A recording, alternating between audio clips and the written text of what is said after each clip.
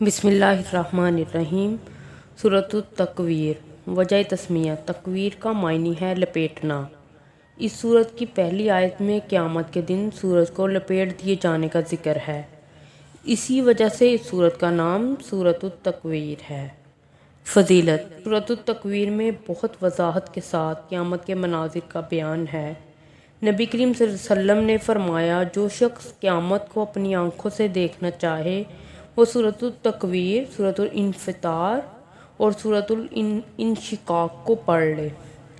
سورۃ التکویر کے شروع میں قیامت کی ہولناکی بیان کی گئی ہے۔ قیامت کے دن ساری دنیا کا نظام درم برم ہو جائے گا۔ اس دن ہمارا ہر قول و عمل حاضر کر دیا جائے گا۔ جہالت کے زمانے میں ایک وحشیانہ رسم یہ تھی کہ لوگ عورتوں کو منحوس سمجھتے تھے، اور بعض قبیلے ایسے تھے کہ اگر ان میں سے کسی کے یہاں بچی پیدا ہو جاتی تو وہ شرم کے مارے اس بچی کو زمین میں زندہ دفن کر دیتا تھا۔ اس سورت میں بتایا گیا ہے کہ لڑکیوں کا قتل بہت بڑا جرم ہے، جس کے بارے میں قیامت کے دن سوال کیا جائے گا۔ پھر حضرت جبرائیل علیہ السلام کو عظمت اور حضرت محمد صلی اللہ علیہ وسلم سے ان کی ملاقات کا بیان ہے۔ حضرت جبرائیل علیہ السلام ایماندار اور بہت طاقتور ہیں، وہ فرشتوں کے سردار ہیں، اور حضرت محمد صلی اللہ علیہ وسلم نے غیب کی باتیں اپنی امت کو بتانے میں کوئی کسر نہیں چھوڑی۔ سورۃ التکویر کے آخر میں قرآن مجید کی عظمت کا ذکر ہے۔ قرآن مجید کو تمام جہان والوں کے لیے نصیحت قرار دیا گیا ہے۔ قرآن مجید سے نصیحت ان لوگوں کو ملے گی جو سیدھے راستے پر چلنے کا ارادہ رکھتے ہیں، اور ہدایت تو اللہ تعالیٰ کی توفیق سے ہی ملتی ہے۔ بسم اللہ الرحمن الرحیم۔ اللہ کے نام سے شروع جو بڑا مہربان نہایت رحم فرمانے والا ہے۔ اذا الشمس کورت، جب سورج لپیٹ دیا جائے گا۔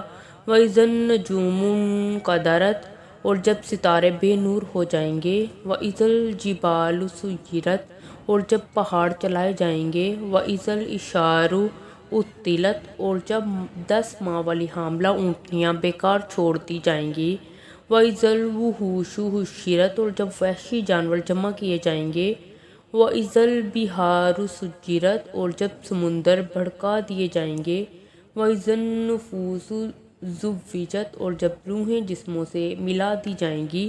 واذا الموءودۃ سئلت، اور جب زندہ دفن کی ہوئی لڑکی سے پوچھا جائے گا بأی ذنب قتلت، کہ وہ کس گناہ کی وجہ سے قتل کی گئی۔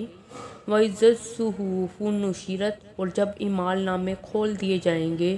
واذا السماء کشطت، اور جب آسمان اپنی جگہ سے کھینچ لیا جائے گا۔ واذا الجحیم سعرت، اور جب جہنم بھڑکا دی جائے گی۔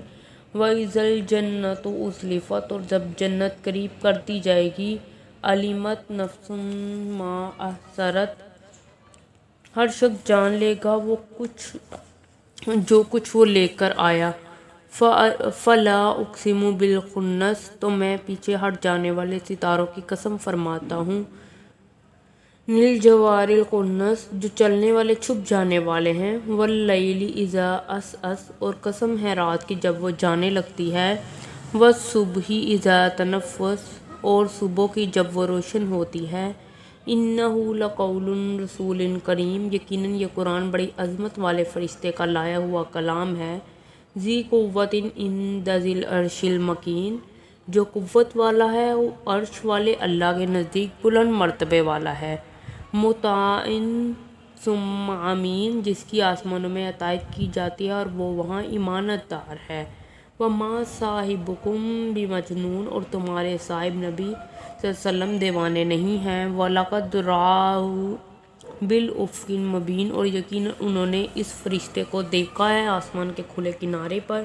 وَمَا هُوَ عَلَىٰ غَیْبٍ بِضَنِینٍ، اور وہ نبی صلی اللہ علیہ وسلم غیب کی باتیں بتانے میں بخیل نہیں ہے۔ وَمَا هُوَ بِقَوْلِ شَیْطَانٍ رَجِیمٍ، اور یہ قرآن کسی شیطان مردود کا کلام نہیں ہے۔ فَأَیْنَ تَذْهَبُونَ، پھر تم کہاں بھٹکے جا رہے ہو۔ إِنْ هُوَ إِلَّا ذِکْرٌ لِلْعَالَمِینَ، یہ قرآن تو تمام جہان والوں کے لیے نصیحت ہے۔